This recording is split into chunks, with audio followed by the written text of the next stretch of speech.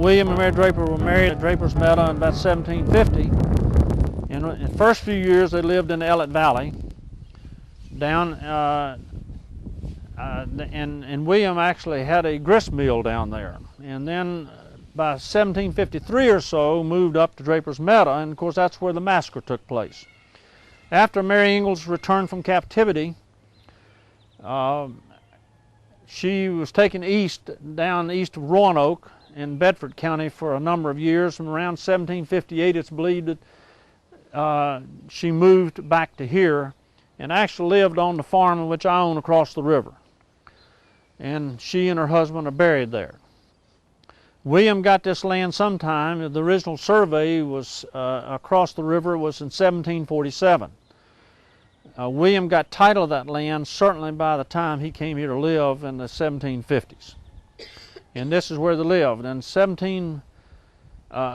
in this area was, prior to them coming here, was what they called the Great Warriors Path, which connected the northern tribes of the Iroquois nations and all that with the southern tribes like the Creeks, the Cherokee and all that.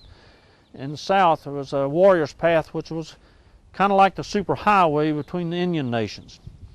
And when the European settlers started beginning to arrive into the area, that became known as the Wilderness Road.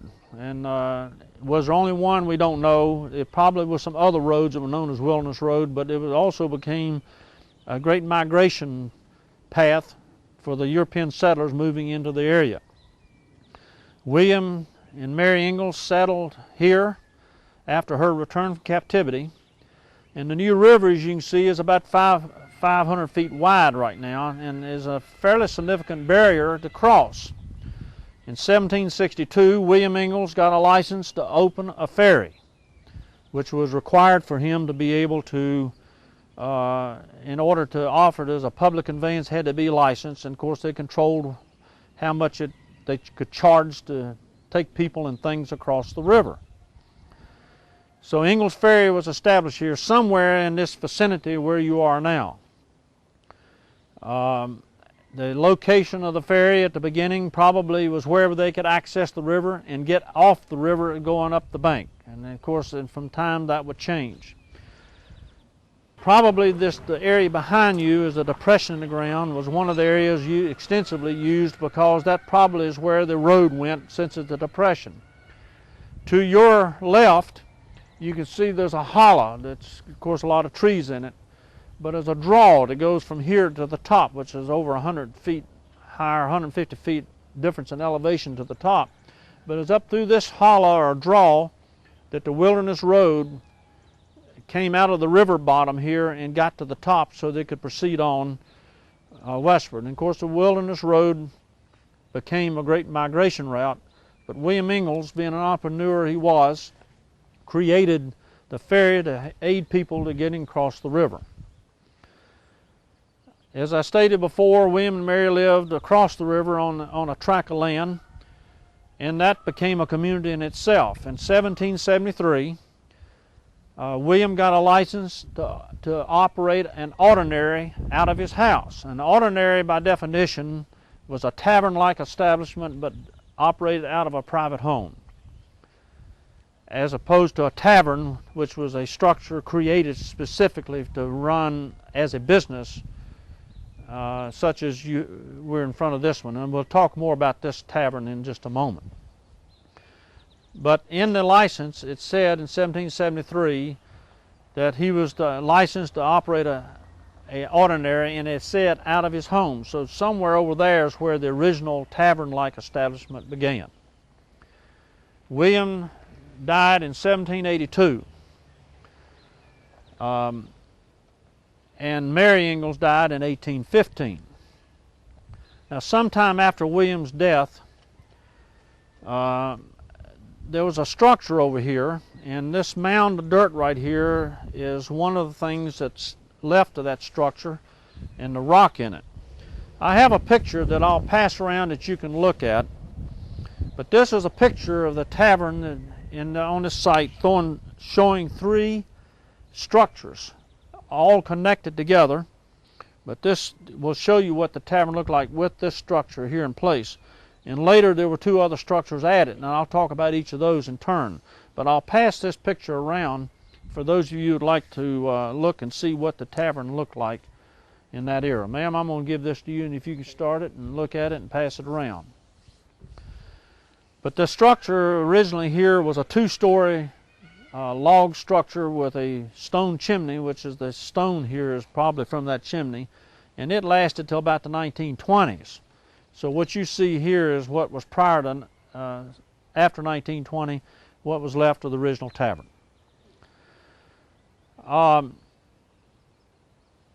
Don't know exactly when the tavern was started, but the one on this side of the river. But this became a complex over here of different activities.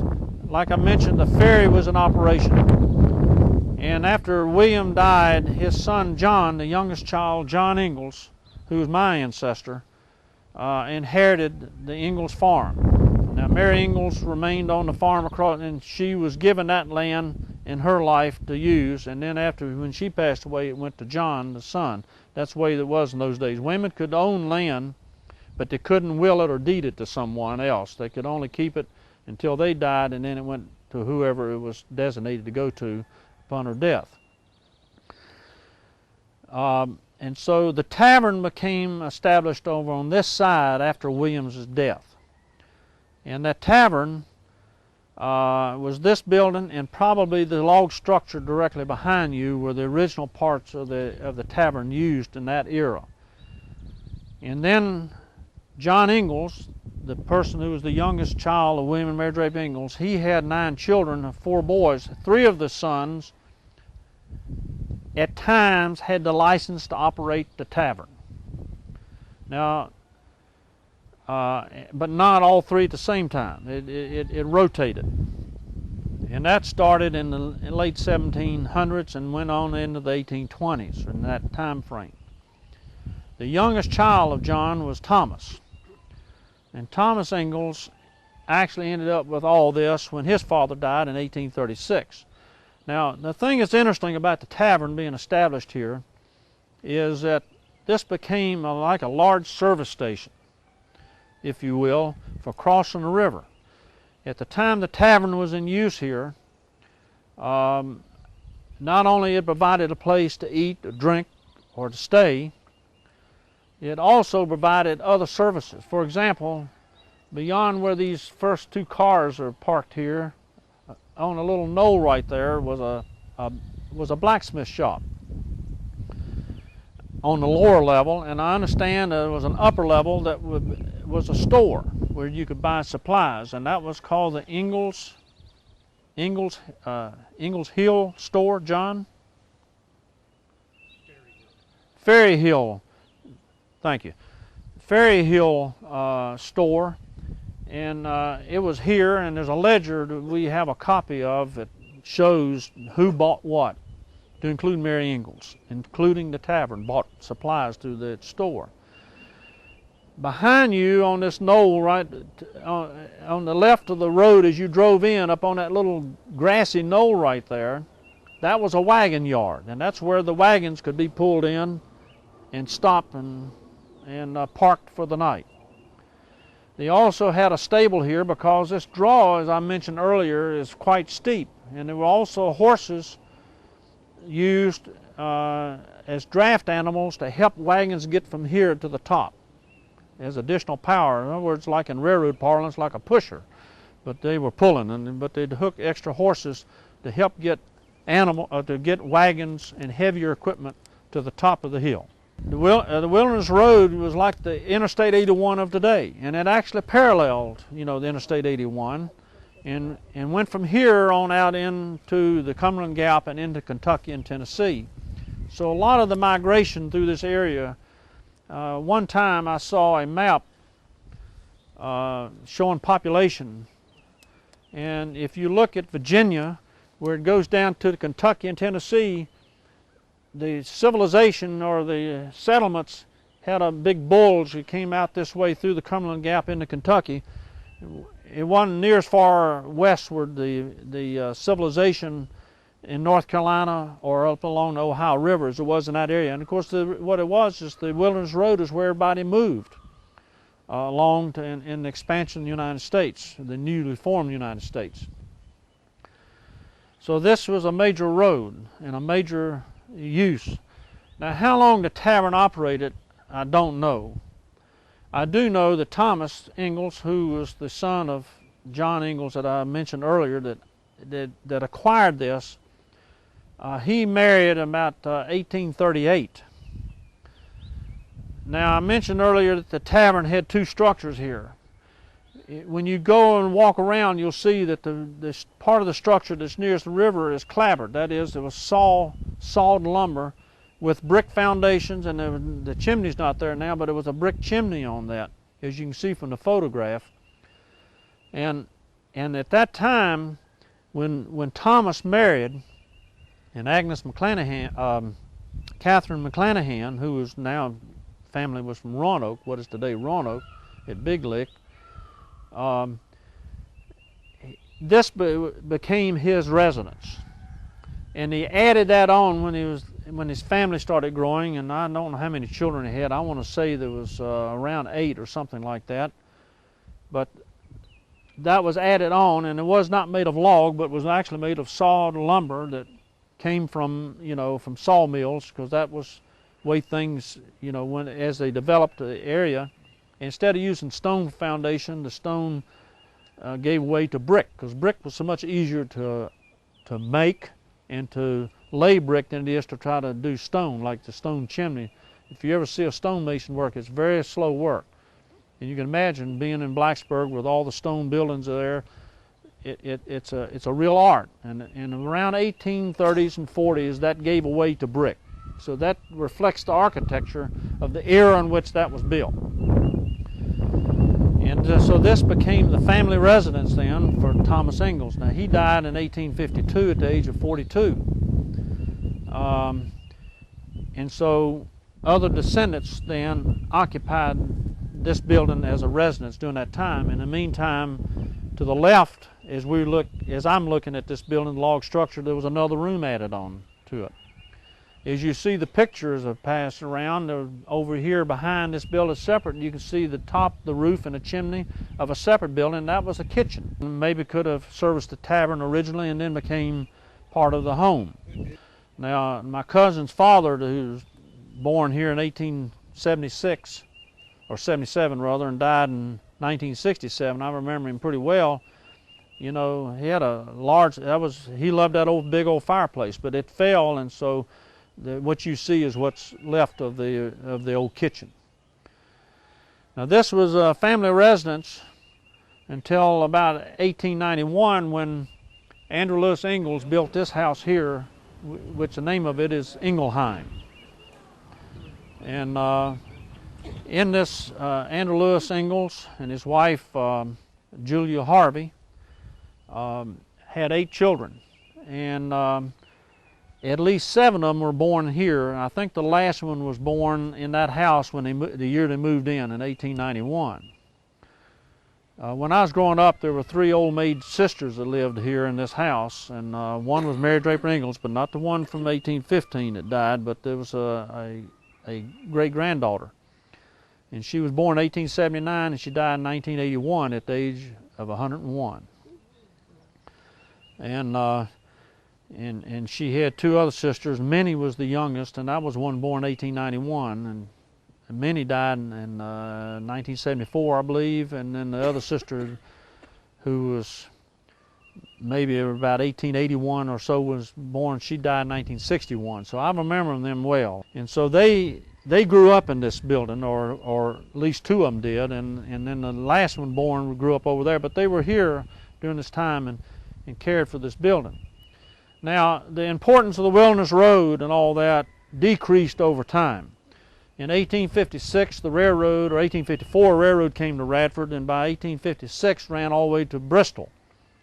And so the importance of the Wilderness Road in moving in the westward migration and all that became less and less over time. And then for those of you, since you live around here, you got Route 11, you know, that came in the 1930s, and then of course in the 1960s, the Interstate 81. So over this time, the importance of the road decreased. But the ferry operated until 1948, and I can remember it. I remember I was 6 at the time it quit operating, but it sank, and on my side of the river, the last ferry boat used is washed up on the shore. Had a coal truck on it, and the cable that kept it from floating down the river broke and dumped the coal truck in the river, and the ferry washed up on the shore. So the remnants of that ferry is still available to be seen. But at that time, I'll backtrack one other thing here. The road that you came in on is a road while the original Wilderness Road went through this draw, about 1847, a more permanent road was created called the Southwest Turnpike and replaced the Wilderness Road. In Radford, you have the Rock Road. Some of you may be familiar with the term Rock Road. That was the old road. It was around 1847. And the road you came in by following, you know, coming down and coming along the river or down that hollow, that was on the other side of this hill here. That was the road that was created in 1847, which remains today. Now on this side of the river, that road is still a public road. On my side of the river, it's been abandoned and it's now part of my farm. It comes to the ferry landing. And so this area right in here, as you can see, while it lost some commercial value, it became a family treasure on its own, because not only was it previously been a commercial venture, it also became part of the family, and where a lot of the Ingles descendants were raised here and grew up here and throughout their lives, or most of it. My cousins that own this still own it, and they're, you know, just as related to Mary Ingles as I am. So my farm is owned by Ingles, and this one is owned by Ingles. William Ingles owned some of this land right in here. Probably John Ingles, the son, was the one that acquired a lot of the land that this farm is on today. But that gets into another issues, but I'm just saying that, you know, everything kind of changed in time. William Ingles was born in London in 1729, but there is a Scottish plaid that is English, which is Inglis, and it's believed that his family originally was in southern Scotland, in that area. And because of the political climate in England in that era, back in the, or prior to William's time, in the late 1600s into the 1700s, there was a lot of political upheaval. And if you're on the wrong side of the political process, you ended up moving to Northern Ireland and into the United States, is what William did. I don't know about William's mother, but William did come here with 2 brothers and a father and possibly an uncle. And don't know about his mother. That's something I'd like to try to find out if there's any records in England about her, because there's nothing here that I've seen ever. But it's an English name, and of course he's listed as Scotch-Irish because they moved from England to Northern Ireland and as Protestant, and then to America around the 1740s. The Ingles Ferry, as I said, started in was licensed in 1762. Thomas Ingles inherited the operation of the ferry and this property on this side of the river in 1836. In 1841, he was building a large covered bridge across the New River, which a flood washed it out. He rebuilt it, and in 1842 was put in operation. The one drawing that we have of that was a 3-span wooden covered bridge. Now, for a 500-foot wide river, from the bridge abutment here to the bridge abutment on my side of the river, is quite a feat in itself. Now, you know, just as an interesting sidelight, why a covered bridge? Well, first of all, it protected the, hello, Alonzo. It protected the bridge from the elements, so you got more use out of it. The other thing is horses were afraid to get out over water.